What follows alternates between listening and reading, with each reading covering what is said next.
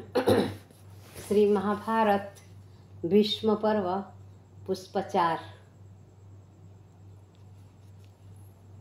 युधिष्ठिर कौरव सेना में युद्ध करने की आज्ञा लेने के लिए उनके बड़ों की वो आज्ञा पाने के लिए चले गए थे, जो वापस लौटे। और आगे क्या होता है इस वीडियो में हम देखेंगे।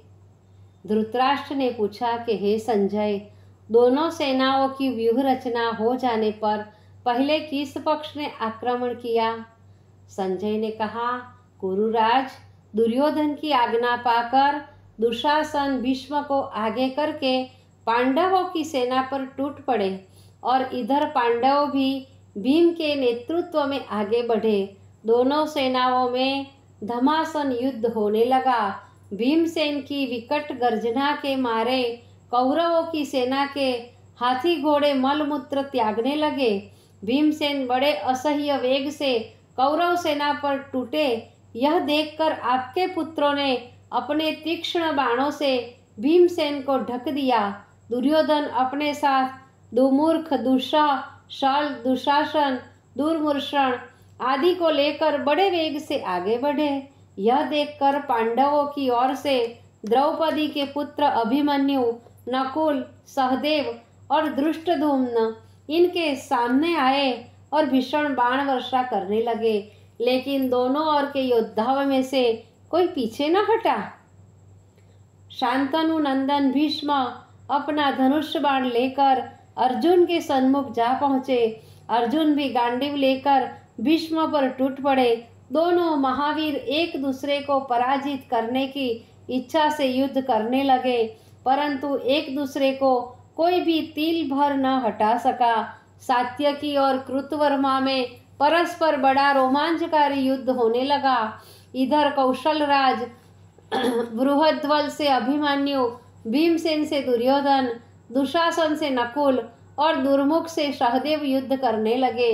इस प्रकार एक पक्ष का दूसरे पक्ष के उपयुक्त योद्धा के साथ तुमुल युद्ध हुआ, लेकिन दोनों ओर की व्यूह रचना जैसी की तैसी ही बनी रही। दोपहर तक ऐसा ही समान युद्ध होता रहा।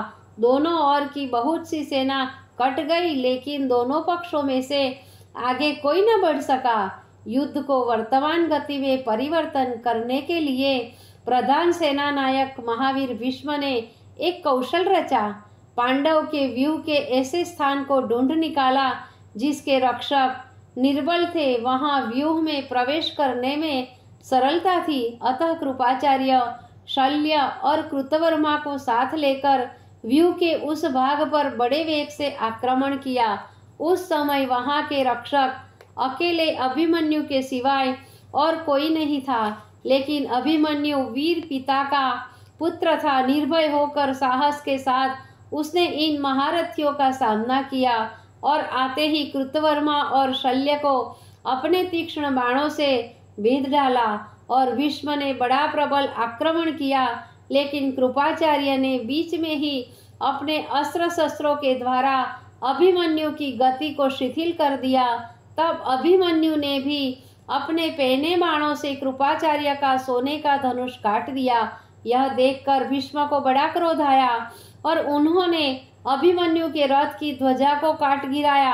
उसके रथ, घोड़े व सारथी को भी घायल कर दिया और 3 बाण मारकर अभिमन्यु को भी घायल कर दिया।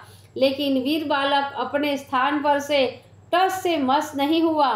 भीष्म के सैनिकों ने अभिमन्यु को चारों ओर से घेर लिया, लेकिन वह अकेला ही सबका सामना करता रहा।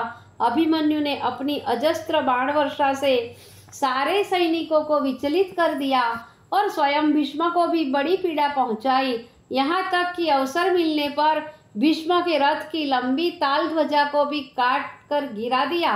सेना नायक के रथ की ध्वजा को काटते ही कौरवों की सेना में हाहाकार मच गया और पांडव सेना में हर्ष छा गया। इसी अवसर में भीमसेन ने उत्तर आदि 10 महारथियों को साथ लाकर अभिमन्यु की सहायता की और भीष्म के आक्रमण को व्यर्थ कर दिया। अपार चेष्टा करने पर भी भीष्म व्यूह में प्रवेश न कर सके। उस समय विराट कुमार उत्तर एक विशालकाय हाथी पर बैठकर युद्ध कर रहे थे। उन्होंने बड़े वेग से अपना हाथी सेनापति शल्य की ओर बढ़ाया।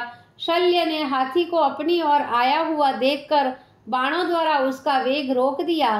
बाणों की मार से हाथी क्रोधित हो उठा। उसने झपट कर शल्य के रथ को तोड़ दिया और अपने पैरों से घोड़ों को भी कुचल डाला। लेकिन शल्य अपने टूटे हुए रथ में ही बैठे रहे और वहीं से उन्होंने कराल शक्ति उत्तर पर छोड़ी। उससे उत्तर का कवच फट गया और शक्ति उनके हृदय में प्रवेश कर गई। वह अचेत होकर हाथी से नीचे गिर पड़े। शल्य ने अपनी तलवार से हाथी की सूंड काट डाली। इससे वह चित्कार करता हुआ मर गया। शल्य अवसर पाकर कृतवर्मा के रथ पर बैठ गए।